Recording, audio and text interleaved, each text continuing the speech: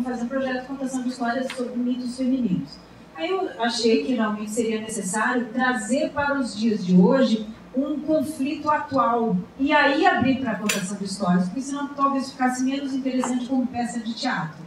Então eu fui sugerindo alguns temas para elas e elas foram desenvolvendo, de um conflito entre duas irmãs que são contadoras de histórias. Então, em determinado momento, elas passam a contar alguns mitos, mas depois voltam para o conflito delas. E uma das questões que a gente achou muito forte, que foi desenvolvida por elas, foi exatamente essa questão de que uma das personagens é uma engenheira e é líder de toda uma empresa e desenvolve um projeto de sucesso e ela é afastada do seu próprio projeto e os homens continuam com esse projeto. E isso é uma coisa muito, muito comum, a gente sabe. Só que, como a Patrícia estava comentando, que a gente estava pensando juntas ontem, isso não é uma questão só feminina, isso é uma questão geral, né? Uma questão geral em relação ao dominador e dominado, seja homem, seja mulher, seja a questão social, racial, ou com criança, com qualquer um que se sinta dominador e o que se sinta dominado. Então, é uma questão da gente ficar atentas com essa questão que é tão delicada, que é quase abstrata, que é o que se chama de ética. Ética é uma coisa assim quase abstrata atualmente, né? Quando, na verdade, é a coisa mais ancestral que existe, né? Política, por exemplo, é polis, a ética da polis, né?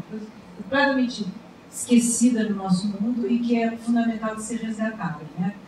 Agora, em relação a essa questão da nossa separação, é uma coisa que trata na peça Pandora. Eu que dei esse nome Pandora, por ser um dos nomes mais ancestrais que existem da grande deusa, da grande mãe, que foi deturpado, inclusive, posteriormente, porque hoje em dia, eu acho que muitas de vocês conhecem o mito de Pandora, é aquela que vê a verdade, mas que também traz os males. Quando é uma deturpação, porque simplesmente é o símbolo da Terra. E quem disse que a verdade é males? E quem disse que é ruim? Quem fez essa separação? Porque ancestralmente não existia essa separação. Essa separação é cultural e foi arraigada no nosso ser. Porque muito ancestralmente, quando se falava, por exemplo, nas religiões, nas culturas ancestrais egípcias, por exemplo, você não tinha assim uma deusa, a deusa do amor, a deusa do trabalho, a deusa da família, a deusa da inveja, a deusa que é ruim, né? Não tinha uma deusa, Isis, era única. Como hoje você fala em Deus, sem entrar na questão religiosa, estou falando só na questão cultural da gente. Deus é um. Então, antes de Deus ser um e deusas serem várias, porque é isso que a gente vive hoje, Deus é um, deusas são várias. Deusa era uma e deuses eram vários. Então, quando houve a passagem do matriarcado para o patriarcado, houve esta inversão. Deus é um, deusas são vários. Quando, na verdade, sem entrar nessa questão, tudo é um, né? Tudo é um. Se a gente for pegar antes, ainda nem era homem e mulher. Ancestralmente, muito antes, a nossa raça vem de seres uns, né? Aqueles que tinham vários braços. Eram homens e mulheres juntos. Então, essa divisão que está no âmago do nosso revés inconsciente, dos nossos reveses inconscientes, é que faz com que a gente se divida. E isso é tão ancestral e tão terrível que faz com que a gente entre na questão do conceito da competição como divisão, no conceito de que não há abundância para todos, então eu tenho mais e você tem menos. Porque quando a gente conseguir, no nosso coração e na nossa mente, mudar isso, a gente sai da faixa vibracional da escassez. Porque o planeta Terra é abundante e tem para todos. Para todos. A gente fala assim, mas será que gera alimento? É claro que gera, e se não gerar alimentação, gera uma geração que não come, como existe hoje. E vive muito bem. E gera, não tem mais petróleo, é energia solar. O planeta se refaz, se transforma. Mas nós ainda estamos, nesse momento, muito arraigados com aquele preconceito, com aquelas questões. E essas questões de divisão é que trazem uma sociedade, uma mente dividida. Então, quando a gente faz, por exemplo, falando da peça, resgata alguns mitos ancestrais anteriores, a gente resgata esse conceito de que o ser feminino, ele é um só. Então, a mãe que está em casa cuidando dos filhos é a mesma que está trabalhando. Não precisa dizer uma coisa, eu sou aqui. Outra coisa, eu estou em casa. Você vê, o homem é o pai, já é o homem. Não tem tanta essa divisão. A mulher tem mais essa divisão. Com meu marido eu sou uma coisa, com o amigo eu sou outra, com a minha filha eu sou outra. Na cozinha eu sou outra. Claro, a gente é tudo isso mesmo, a gente tem essa capacidade. Mas é normal.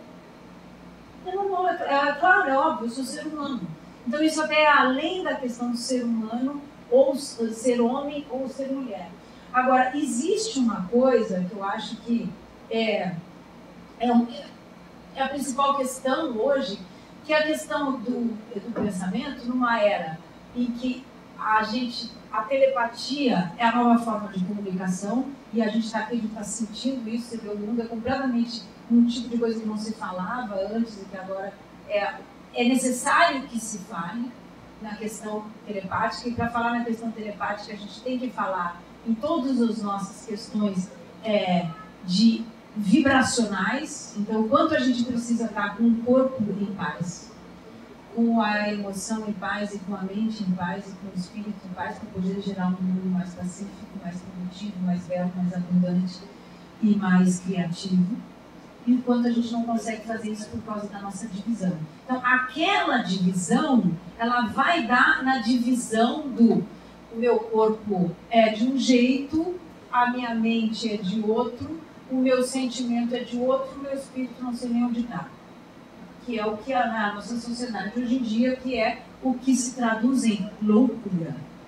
Que a gente vive uma loucura, certo? Né? A gente pode citar aqui números, né? A violência, o terror, a autodesprezo, enfim. Então, este processo de você pegar os mitos ancestrais e aí pegar a sua história, então ser o protagonista da sua história, desde lá quando você nasceu, que é uma coisa que eu fiz aqui, por exemplo, que faço, contar a sua história a partir de você e procurar unir esses lados, aquelas emoções que ficaram, aquele pensamento que você fala, meu Deus, como eu pude pensar isso daquela minha amiga, como eu pude pensar isso da minha mãe, e trazer para você, e trazer o sentido do perdão e da liberação, eu acredito que seja a coisa mais essencial nos dias de hoje. E isso só pode acontecer se no nosso ser, no nosso pensamento, não houver separação entre as nossas emoções, o valor das nossas emoções, o valor do nosso pensamento, o valor do que nós somos no dia a dia. Então, eu como atriz, faço isso no meu trabalho e atualmente procuro fazer também em outras atividades, mas sempre resgatando essa possibilidade de união. Então, acho que estou falando aqui, estamos todas falando aqui desse mesmo tema, que é a união. E eu acho que essa união é o que é necessário também entre homens e mulheres. Eu acredito que o nosso caminho hoje não seja assim a separação, inclusive. Está sendo necessário historicamente que a gente fale mais e entre mais de uma forma mais contundente com a questão do feminino. Mas a nossa questão real não é feminino ou masculino, é a união entre os dois.